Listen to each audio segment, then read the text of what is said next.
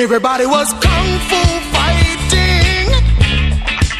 Those kids were fast as lightning. Better get to the point here. Oh, Bruce Lee, we hardly knew ye. I mean, yeah, sure, Big Boss had shitty sound effects, Fist of Fury was overly dramatic, and Way of the Dragon was incredibly retarded.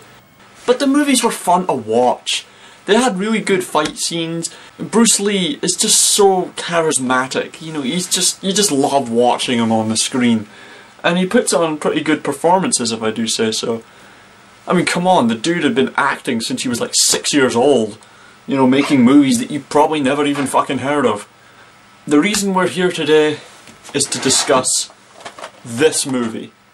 Exit the Dragon, Enter the Tiger. Starring Bruce Lee. No, Lee spelt with an I. Yeah, he was one of the many Bruce Lee impersonators that emerged during the 70s, including Bruce Lee, Bruce Sly, Bruce Ty, Brute Lee, and Lee Bruce. Yeah, there's loads of fucking Bruce Lee impersonators back then. But Exit the Dragon, Enter the Tiger. What did I think of it? If I had to be completely honest, I actually found it to be quite entertaining. And that makes me feel really bad.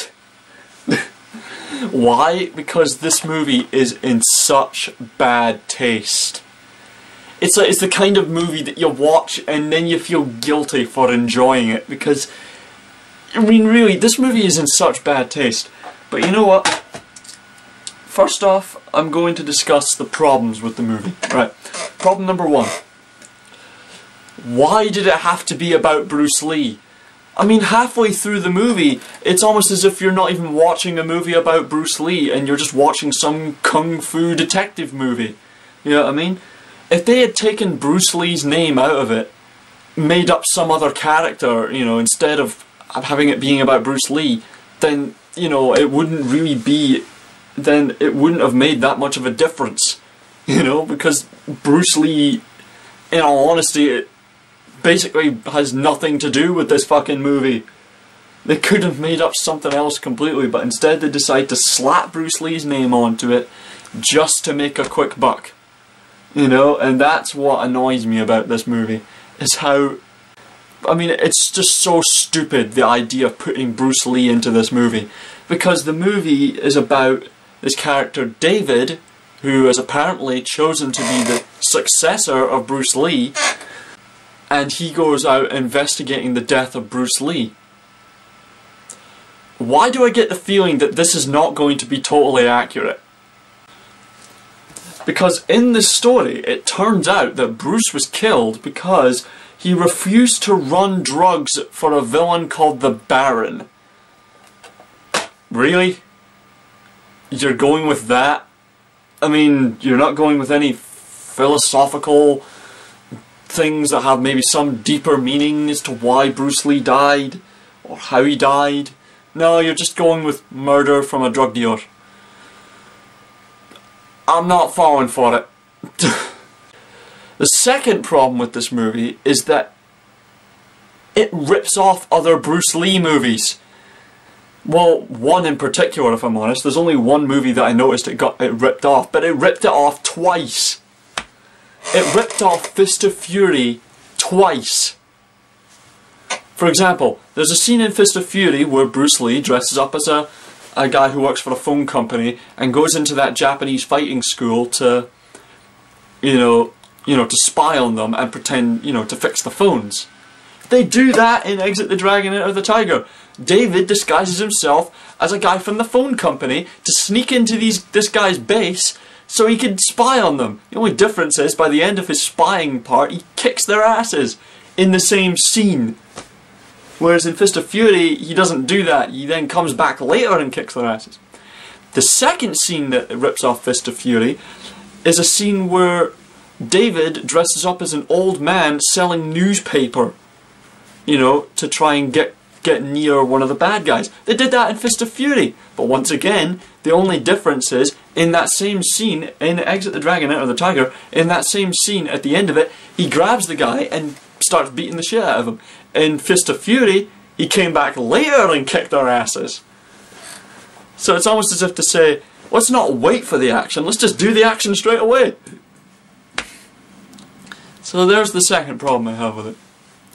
The third problem was there were one or two dumb scenes. For example, there's a scene where David goes into this girl's house, whose name's Susie, because that's where apparently where Bruce died. And he goes up to the guard, pretends to be a journalist, and starts asking him questions. Then he runs off to the house and it just jumps in. The guard doesn't do jack shit. He's the worst guard ever.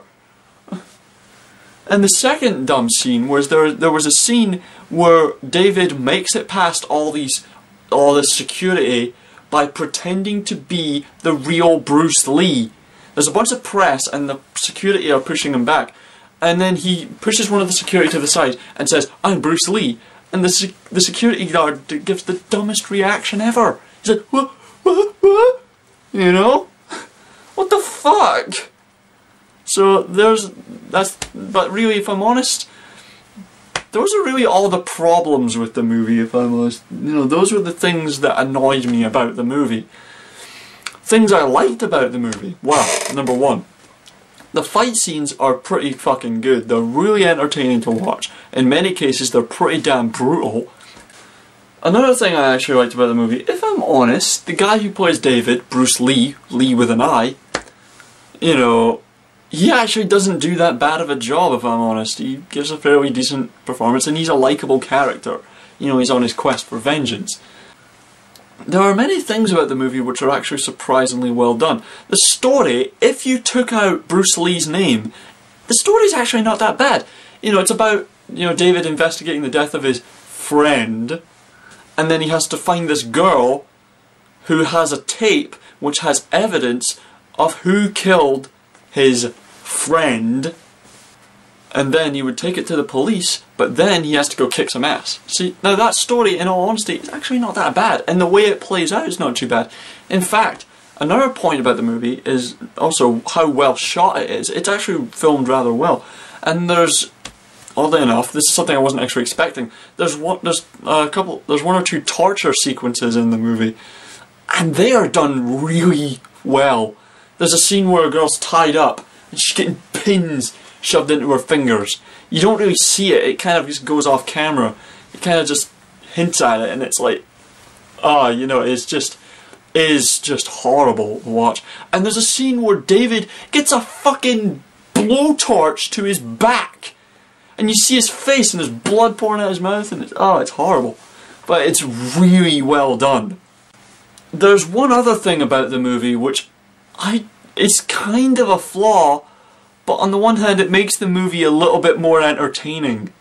See, now this is a movie that is clearly meant to be taken seriously, and it's as its own movie, it's actually not that bad. But one thing really brings it down on how serious I can take it. The dubbing. The dubbing is fucking horrible. It is so bad. You know, but it gets to the point where it is so bad, it is fucking hilarious. For example, there's this bit where the drug dealer is all like, "I ordered you to get them!" You know? And the dubbing is just brilliant. I cannot describe the dubbing, it's just so overdone, it's just so overacted, it's just so funny, you know?